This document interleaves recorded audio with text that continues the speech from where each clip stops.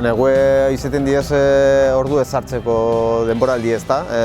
Korredoriek sartzen dabe ordu asko eta entrenamiento luziek egiten dabiez fondu hartzeko. Gero temporadi hasten da benien, orduen ja serixek eta sartzen diez, baina neguen gehiena ordu asko eta gero pisu hartzen da bena pisu hori kendu.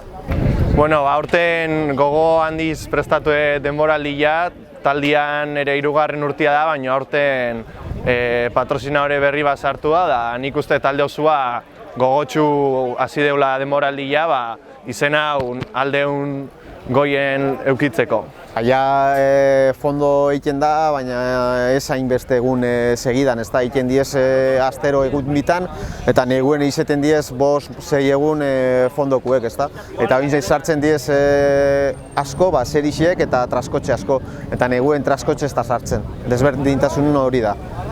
Txorrenulari batek ze egiten du neguan? Neguan gehien bat gimnasioa eta fondo entrenamentu luziak, ordu asko sartu bizikletan, grupetak indaola disfrutatu, esatean bezala.